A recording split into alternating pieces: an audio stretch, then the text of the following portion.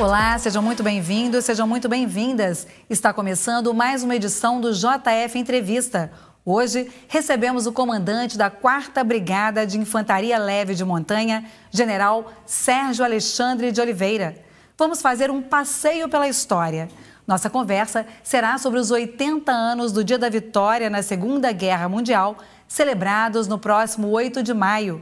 Também vamos relembrar os 80 anos da campanha da Força Expedicionária Brasileira, a FEB, na Itália.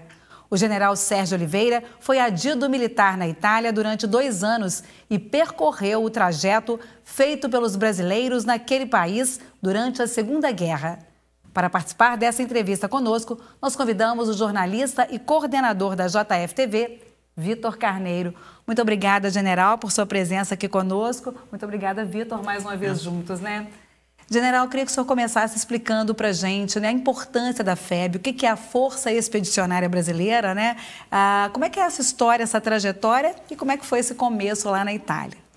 Primeiramente, obrigado pela oportunidade de falar de um tema tão caro para nós brasileiros, né, militares e, claro, nós vamos chegar também no aspecto de Juiz de Fora, né, na participação que a cidade teve no envio de alguns dos militares que lutaram lá na Itália. A FEB, ela sinaliza para nós do Exército, e o Exército não é nada além do povo, né, da sociedade fardada, né, nós somos parte do povo brasileiro, obviamente, e foi a última oportunidade que nós tivemos para uma campanha no exterior, né? Já havíamos feito outras campanhas aqui na América do Sul, Paraguai, na Argentina e no Uruguai.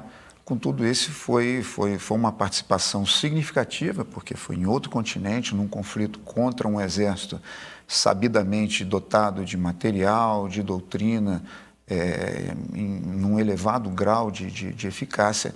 Então, para nós, foi materializar aquilo que a gente jura no momento que a gente entra para o Exército, que é a defesa do nosso povo, é a defesa da liberdade, né? É a luta pelas normas, pelo estamento do Estado brasileiro. Então, esses 80 anos que nos separam daquela oportunidade, a gente faz questão de relembrar a razão do nosso Exército existir, da importância da manutenção do preparo, para que se um desafio como aquele que se apresentou nos anos de 43, 44, 45, se repetisse, que nós, brasileiros, né, estivéssemos à altura do trabalho, do sacrifício que foi feito por aqueles que nos antecederam. Vamos só relembrar, né? Foram mais de 25 mil brasileiros, né, que foram para lá, chamados pracinhas. Algumas mulheres foram para a questão da saúde.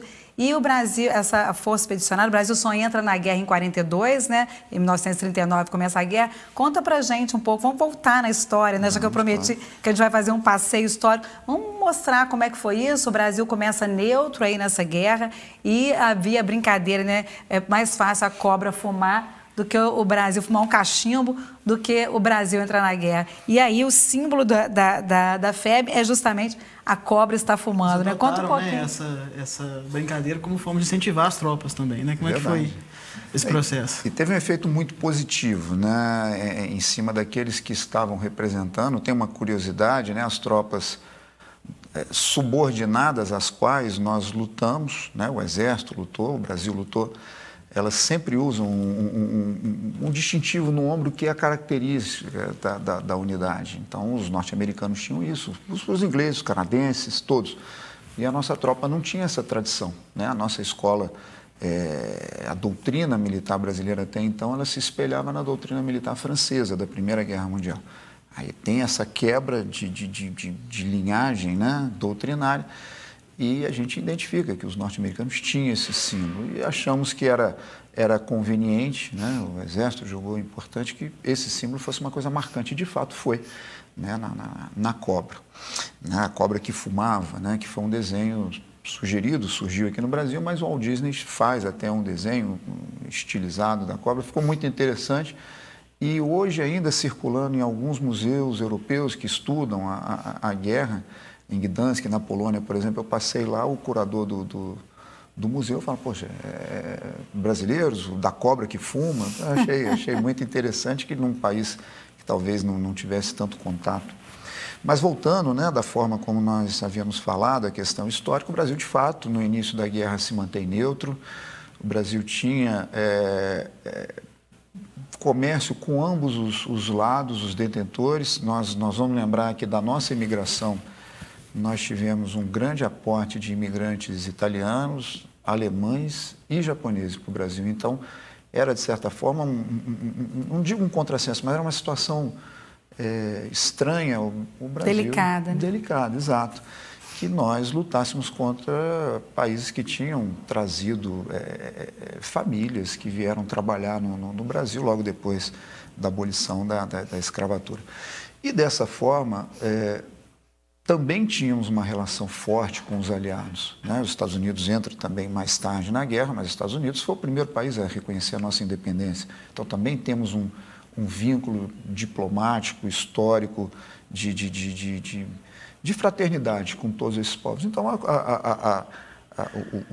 o estar neutro naquele momento fazia senso. Né? Talvez com o olho de hoje as pessoas questionem, mas aquela época, com o contexto da época, era talvez uma posição de Estado mais justa. Contudo, isso sofre, né, conforme já foi dito, sofre um momento que o Brasil precisa se posicionar. Depois do torpedeamento de vários navios no litoral brasileiro, não eram navios brasileiros chegando na Inglaterra ou na França ocupada já à época, ou nos Estados Unidos, não, eram navios que faziam cabotagem no litoral brasileiro. Navios mercantes. Mercantes e de passageiros. A integração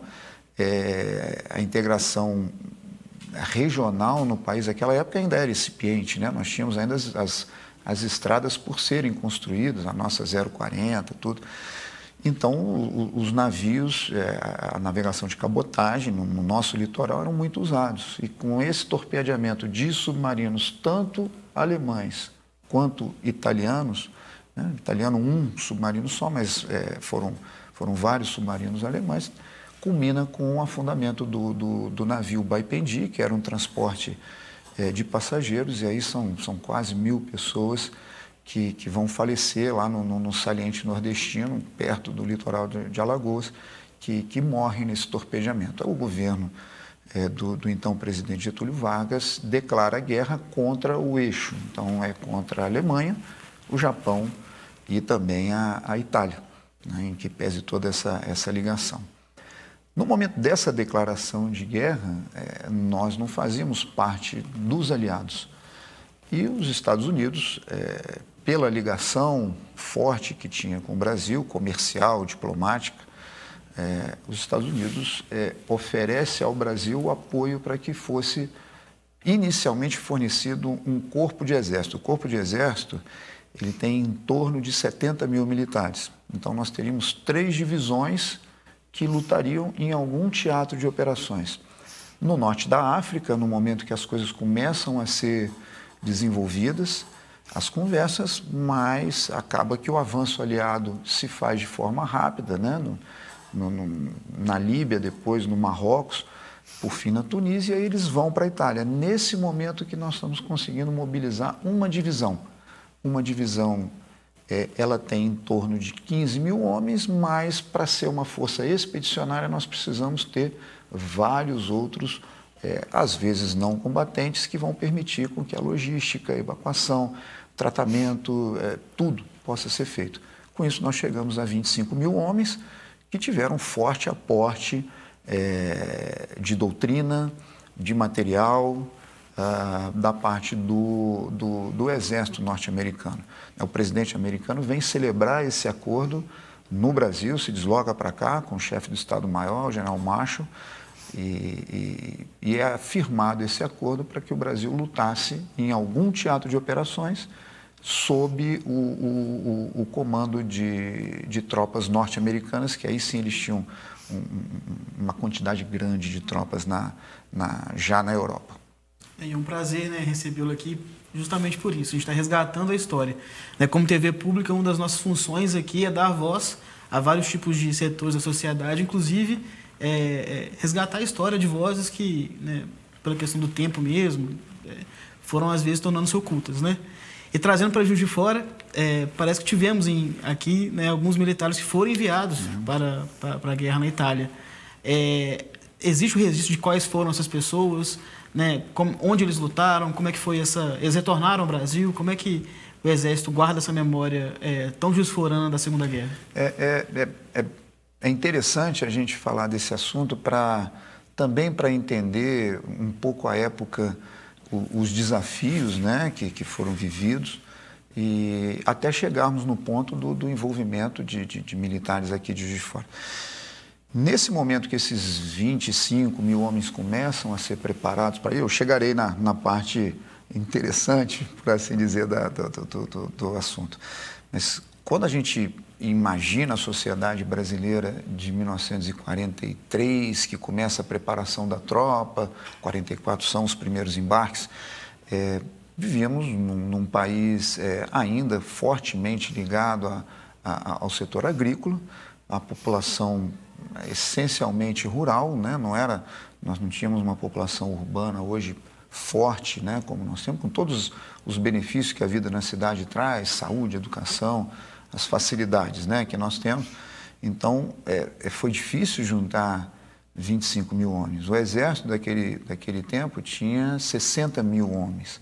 A gente pensar que nós íamos mandar 1 em 3, é complexo, né? Hoje nós somos em torno de 220 mil militares no Exército Brasileiro, à época 60. Então separa-se esses 25 mil. E as pessoas convocadas para participar da guerra se apresentavam, faziam um treinamento, foram 27 semanas de treinamento para o combate. Não é um treinamento longuíssimo, não é curto. Menos de 6 meses, né? Menos de 6 meses. E para enfrentar, reconhecidamente, eu reforço a ideia para que não haja uma ideia que nós lutaríamos contra um exército de categoria inferior. Era o exército alemão, com toda a sua capacidade. Experienciado na guerra, eles tinham experiência de guerra, que era algo raro, né? Exato, e desenvolveram formas de combate que foram revolucionárias no início da guerra, a Guerra Relâmpago, né, a Blitzkrieg, que eles tomaram a França em pouquíssimo tempo, a Polônia, rápido. É com esse soldado que o nosso soldado brasileiro foi se deparar. E o soldado brasileiro, quando chega para iniciar a preparação, ele tinha os problemas que uma população rural vive. Muita gente com dentes para fazer extração, muita gente subnutrida, muita gente com problema de acesso às escolas, até com dificuldade em ler e escrever. À época, era mais tendência do que exceção. Hoje, felizmente, nossa democracia vem avançando, os governos vêm atuando. Claro, hoje nós temos uma situação absolutamente diversa daquela. Contudo, essas pessoas chegavam e tinham que ser preparadas para poder se deslocar para a Itália. Aí já sabíamos que o teatro de operações seria a Itália. E foram selecionados 3 grandes blocos. Um bloco com núcleo no Rio de Janeiro, que é o do Regimento Sampaio, um regimento na ordem ali de 3.500 militares, Rio de Janeiro, portanto. Um nucleado no Vale do Paraíba, com sede, vamos dizer, ali na região de Caçapava, que era o 6º Regimento de Infantaria, e o 11º Regimento de Infantaria de São João del Rei. Mas São João del Rei não tinha como mandar 3.500 homens para a guerra. Então, começa a serem convocados também os militares de Juiz de Fora, porque aqui já existia o 10º Regimento de Infantaria, e também em Belo Horizonte, principalmente, onde tem o 12º Regimento de Infantaria. Então, em que pese ser São João del Rei a sede do regimento, mas a contribuição com os soldados oriundos dessa cidade foi praticamente equivalente. Então, nós tivemos um grande efetivo de Juiz de Foranos que foram para o combate, e mercê do tempo, mercê das questões de saúde, hoje, de todo esse efetivo, próximo aí a 1.000 Juiz de Foranos que foram, nós hoje, infelizmente, só temos 2, né, em vida aí, já centenários, com 103 anos, 105 anos. ainda fortes, ainda com saúde, mas 25 mil, hoje nós temos praticamente só 60 no Brasil inteiro com vida. Queria que o senhor retomasse, agora o senhor que esteve 2 anos recomadido na Itália, contar para a gente, o senhor refez esse percurso, né? Conta para a gente um pouco, eu sei que depois a gente vai voltar para contar como é que foi essa diversidade, né? A travessia do Atlântico, todos os desafios encontrados. Mas eu queria que o senhor falasse o que o senhor viu lá, né? Como é que o senhor, comadido, fez esse mesmo percurso, que percurso foi esse? A gente, ainda que a distância ela fique nucleada ali em Roma, as distâncias não são as distâncias brasileiras, né? Na Itália é um país um pouco menor, então a gente consegue deslocar. E em função das celebrações que são feitas em todas as cidades onde o brasileiro... Lá eles até nos chamam o soldado brasileiro de pracinha, mas eles gostam de nos tratar como libertadores, né?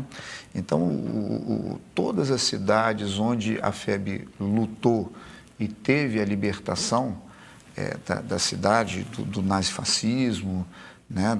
Das tropas daquele país, à época, um inimigo, hoje não, hoje são relações consolidadas, fortes, de fraternidade entre o Brasil e os inimigos da época.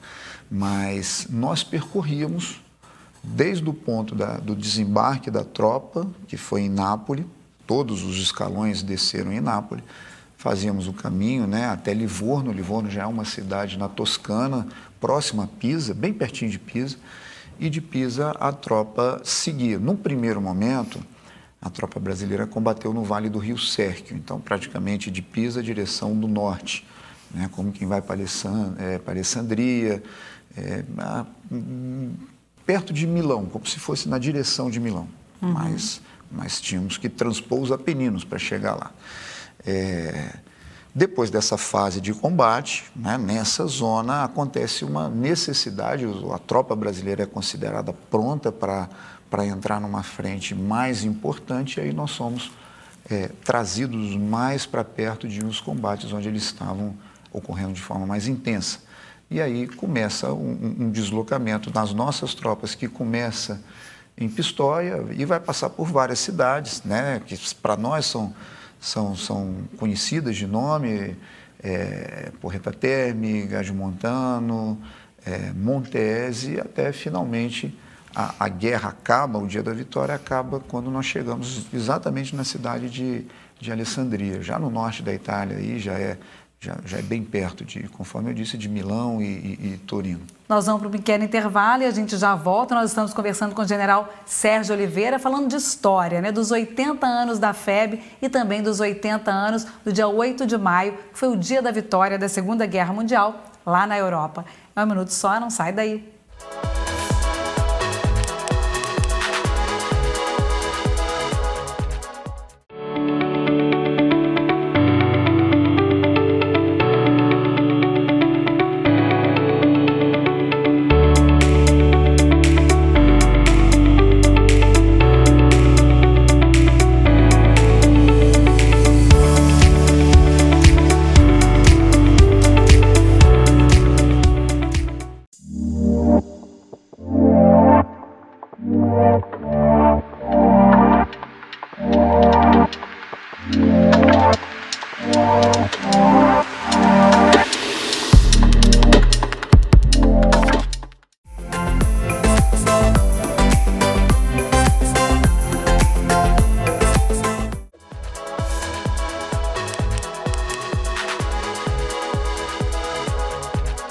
Olá, estamos de volta com o JF Entrevista. Hoje estamos falando de história, estamos falando dos 80 anos da FEB.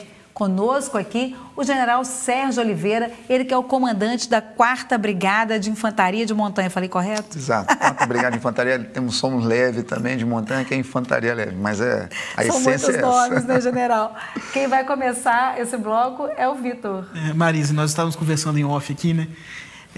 Antes do bloco começar, a importância da comemoração dos 80 anos da nossa Força Expedicionária, né? Como é que o Exército e a sociedade civil tá planejando comemorar e celebrar esse momento, né? Qual é o legado que a FEB deixa para o Exército e o que a gente pode, né, falar para as novas gerações a importância desse momento na história do Brasil e do mundo, né? Esse é um ponto muito interessante, eu vou dizer o porquê que eu penso isso, né? A história, o resgate de eventos que aconteceram na história, que o nosso povo se superou, que nós conseguimos ter uma presença forte em algum momento, a tendência, a gente percebe que com o tempo as coisas vão ficando um pouco ali do lado do esquecimento, né? Então a gente percebe que outros eventos históricos importantes que a gente poderia estar relembrando, né? Aplaudindo, não digo só de guerra, de combate, né? A gente não vive só por isso, mas hoje a gente não fala tanto mais na campanha da Tríplice Aliança, no Paraguai, isso já está ficando um pouco adormecido.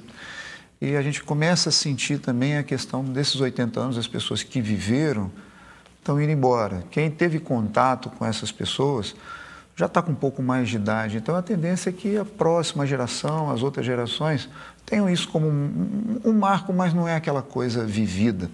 Então, o Exército se esforça, eu falo Exército, mas é o Brasil, não tem como dissociar uma coisa da outra, né? A gente busca manter as celebrações onde a gente destaca a superação desse jovem de 18 anos que vivia a sua vida, às vezes numa fazenda, num bairro de uma cidade, e de repente ele é chamado para lutar num outro continente, para defender o seu povo, e de repente, às vezes, encontra o fim ali dos seus sonhos, né? da perspectiva de vida que tinha, né? Faz esse sacrifício, né? A gente fala de maneira talvez exagerada, mas se oferece para o sacrifício ali no altar da democracia, da liberdade, né? Um jovem, 18, 19 anos, né? Cheio de sonhos, cheio de esperança. Então, o Exército, para mostrar para o jovem de hoje que isso pode tornar a acontecer, né? E jovem de hoje entender que na época, né, usando o óculos da época, não tinha internet, não tinha jornal, né, de circulação grande. Então, assim, era uma falta de informação que acho que deveria ser um dos principais desafios, era chegar num país que você não conhecia nada sobre ele, né? A gente... uma dificuldade enorme de se mover de um ponto para o outro, né? E hoje a gente está globalizado em termos de informação, a gente está em tempo real, né? Perdemos o Papa, ficamos sabendo naquela época, seguramente, a coisa não teria essa velocidade. E a gente faz muita questão de mostrar para o nosso jovem hoje, falar, olha, isso aconteceu. Acho que ninguém à época pensava que esses tambores da guerra que tocavam na Europa, em outros lugares, que eles iam ruflar aqui no Brasil. E acabou acontecendo.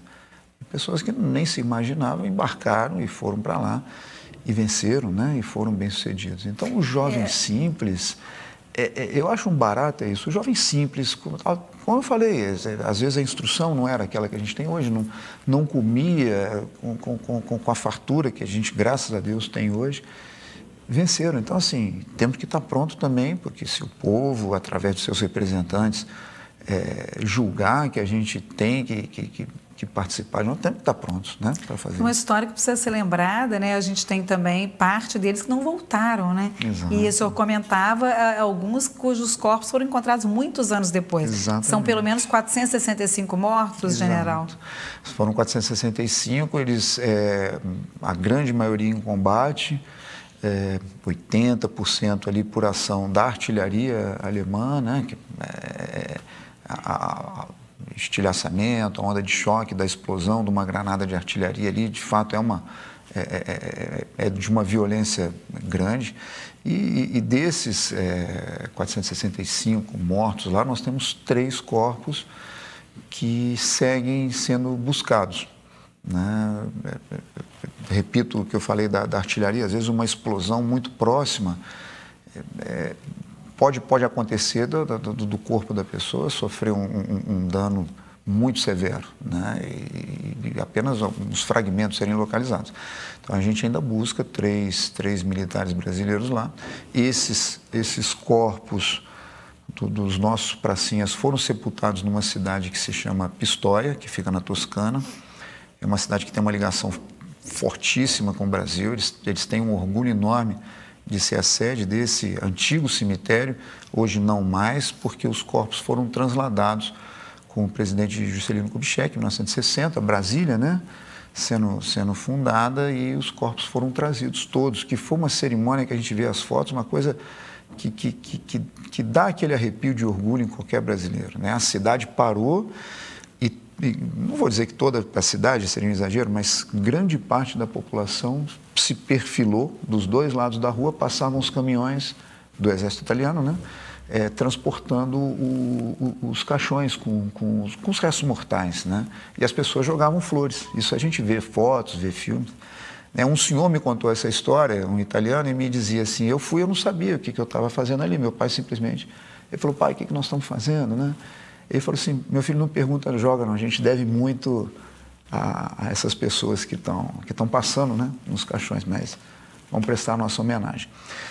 E lá ficaram esses 462 corpos, né? Posteriormente, em 1967, um último corpo é localizado em Montese, que foi uma batalha tremendamente violenta ali, no que diz respeito ao número de baixas que nós tivemos. Em pouco tempo, muita gente ferida, muita gente morta.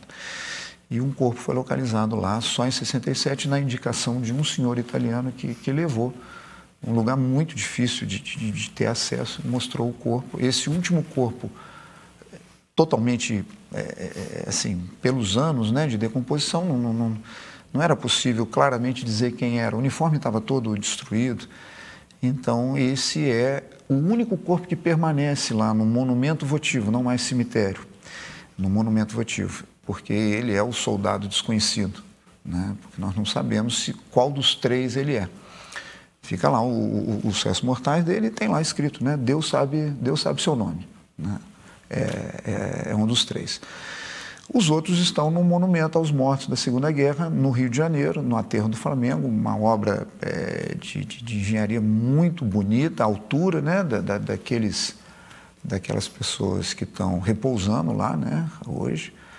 E no dia 8 agora, né, no dia da vitória, nós vamos ter uma grande cerimônia cívico-militar, não é do Exército, é do Estado.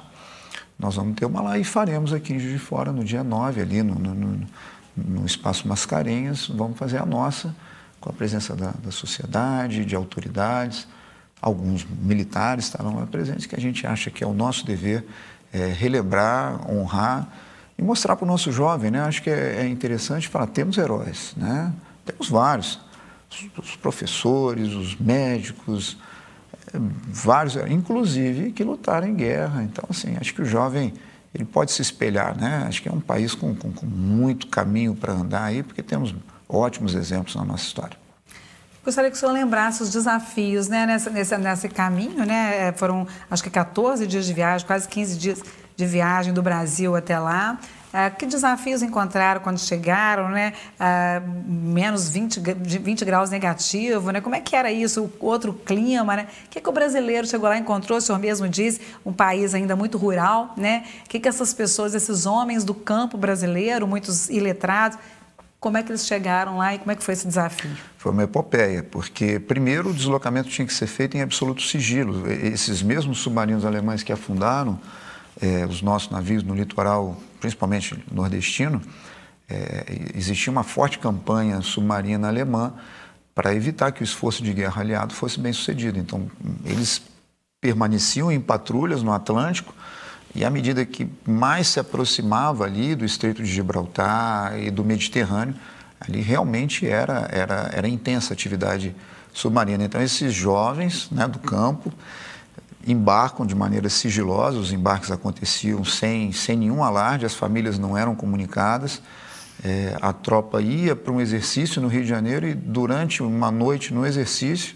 assim, vão pegar o trem, estão indo para o porto. Isso foi feito também várias vezes para enganar alguém que pudesse estar passando uma mensagem para o inimigo, dizendo, eles estão mandando um navio que tem, dentro de cada navio, eram aproximadamente 6 mil militares que iam. Então, embarcou-se em sigilo, deslocou-se com escolta inicialmente da Marinha Brasileira até Fernando de Noronha, de Fernando de Noronha até Gibraltar, Marinha Norte-Americana, e de Gibraltar até o Porto de Nápoles, Marinha Britânica. Até a BBC divulgou quando o primeiro navio, chamava-se General Man, o nome do navio, passou com 6 mil militares do 6º Regimento de Infantaria. Foi a primeira tropa que foi. Quando ele passa em Gibraltar, a BBC faz uma notícia. Os brasileiros se aproximam do teatro. Quebrou. Aí, bom, nesse vamos ter primeiro problema. navio tinha Juiz Forano, a gente não sabe, né? Quem estava nessa. A parte maior das tropas Juiz de Foranas foi no terceiro deslocamento de navio. Né? No primeiro eram basicamente ali os soldados de São Paulo, de Aquidauana, que eram os da engenharia, alguns da cavalaria, que era aqui de Valença, no estado do Rio de Janeiro. Então tinha gente de toda a parte. Poderiam sim ter mineiros que participavam desses contingentes. Mas assim, o contingente fortemente mineiro, com sotaque, foi o terceiro, que era o do 11. Uhum. E aí eles descem em Nápoles. Na descida em Nápoles já acontece um momento estranho, porque o nosso uniforme era muito parecido com a cor com do exército alemão.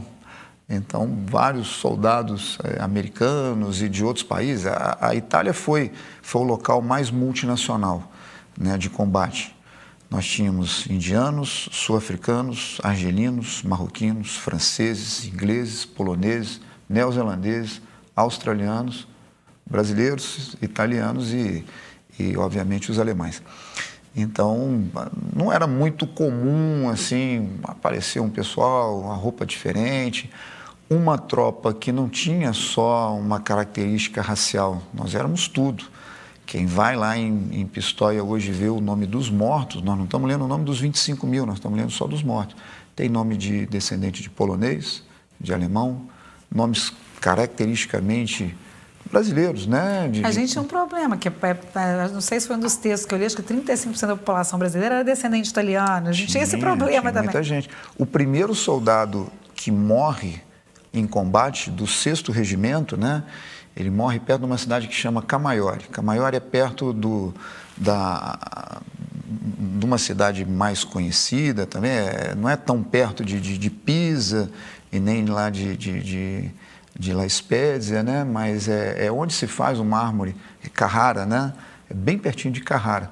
E o primeiro soldado que morre, filhos de italianos, lutando, e isso era dito por eles, né? Assim, nós estamos voltando para lutar pelos nossos antecedentes, mas com a bandeira do Brasil. Eu fazia questão de falar isso nas cerimônias lá na Itália. Eu falei assim, do Brasil agrícola, ainda caminhando para ter o seu desenvolvimento, buscando a pujança, né, que a gente tem.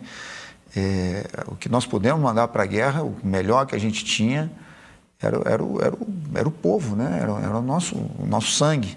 Né? Não fabricávamos aviões, bombas à época, hoje sim, mas à época a gente mandou o que a gente podia, o que era o mais caro para a gente, que era o nosso povo. Então, os italianos, ao escutar isso, eles ficam muito honrados, né? Eles falam, poxa, você sai de um país onde nós mandamos uma imigração, né?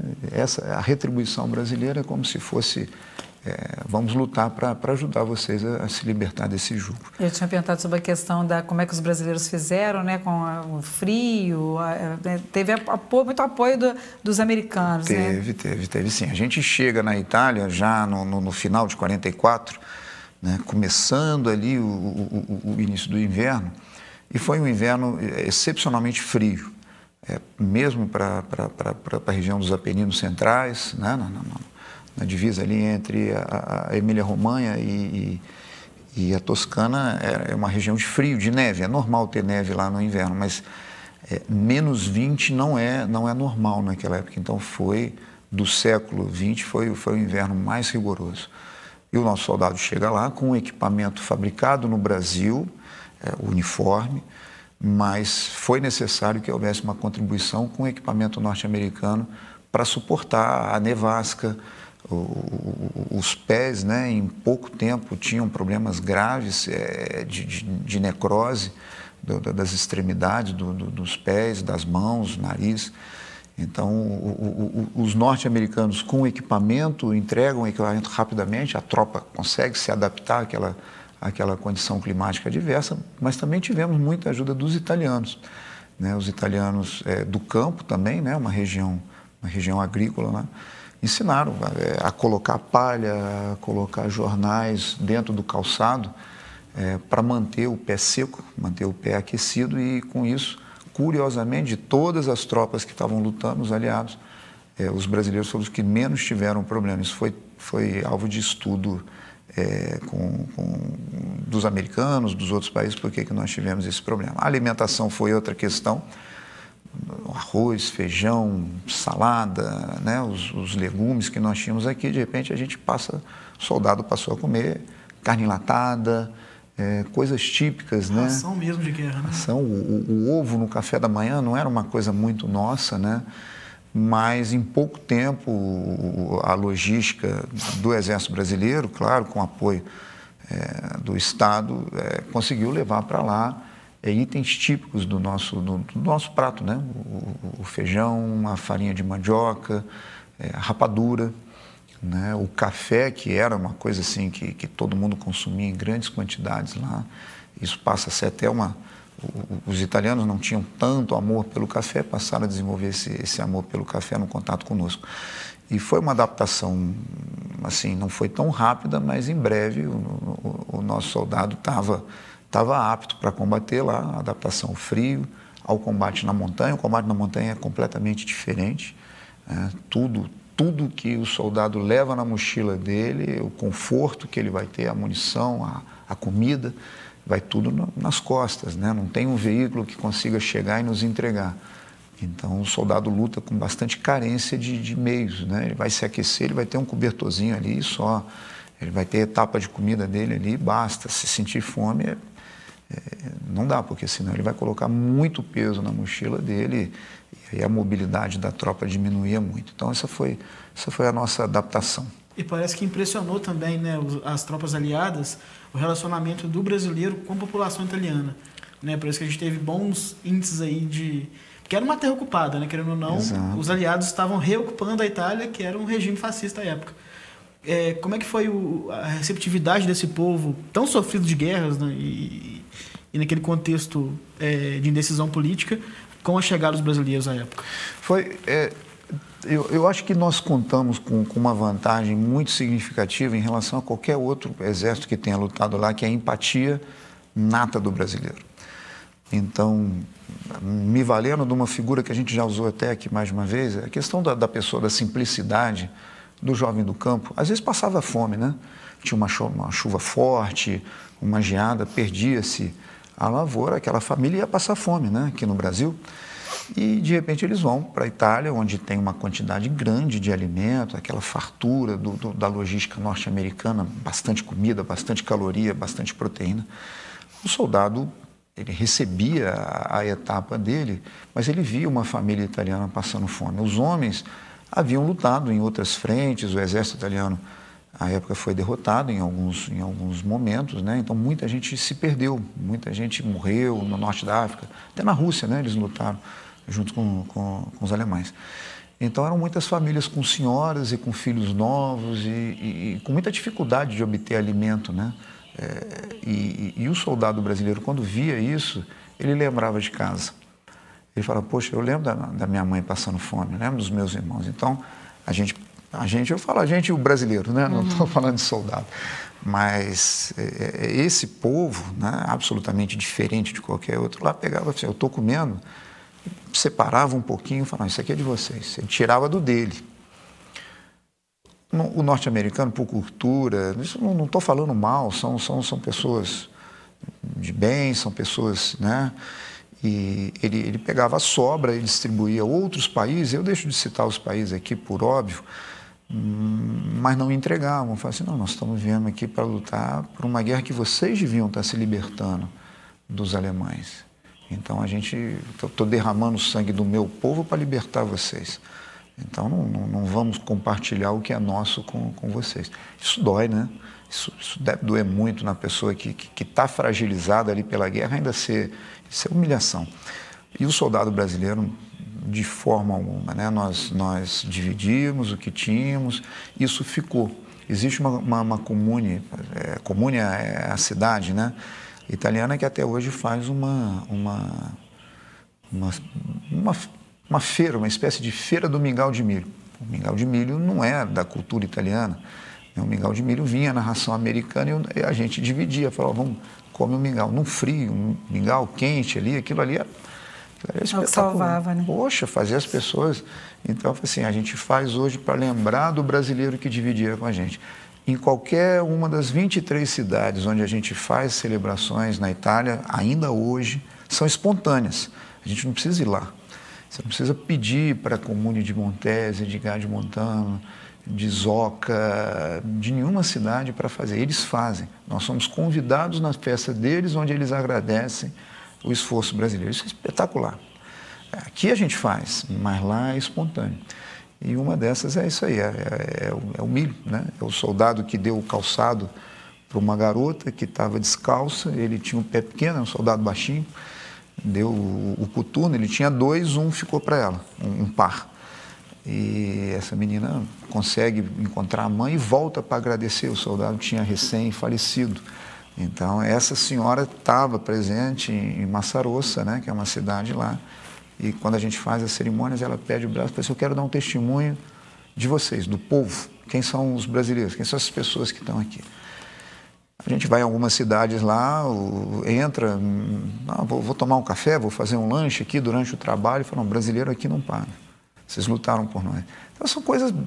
Eu acho legal o Juiz de Fora. Guerra, né? E fica... Vamos partir para o nosso último bloco. Nós estamos estourando o tempo aqui. Ótimas histórias de guerra, lindas histórias de guerra, né, que o general está contando aqui para a gente. Nós vamos para um pequeno intervalo e a gente já volta. Nós vamos saber qual o legado da FEB aqui para o Brasil. É só um minuto, não sai daí.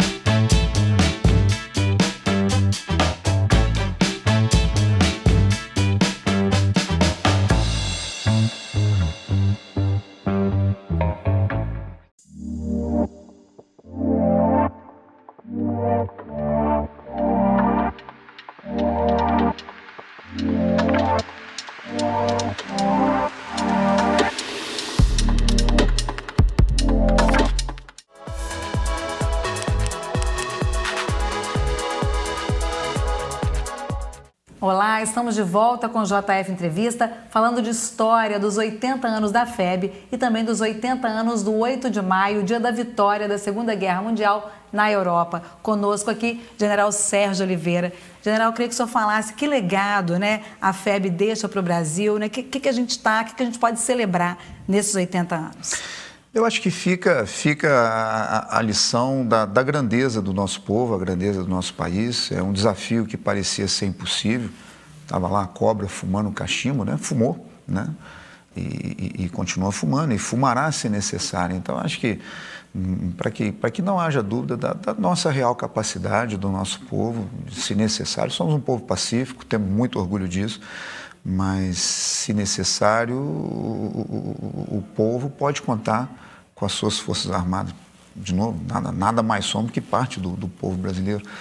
Esse acho que fica o grande legado, e perante os povos com os quais nós lutamos e contra os quais também nós lutamos, fica uma ideia primeiro de adaptabilidade, uma ideia de fraternidade. As pessoas com as quais eu tive contato sempre falavam dessa questão da amizade, e o próprio alemão, né? No final da campanha, nós temos, feita a captura de uma divisão alemã inteira, a 148ª Divisão Alemã se rende para tropas brasileiras e de maneira muito cortês, os soldados brasileiros conduzem aquelas pessoas para o campo onde eles iam ficar aprisionados e são elogiados pelo comandante da tropa alemã. Assim, nós não esperávamos de um povo como vocês, existia, claro, um preconceito, que vocês nos tratassem de forma cortês, cavalheiresca. Assim, vocês são soldados iguais nós somos, vocês lutam pelo povo de vocês, nós lutamos pelo nosso.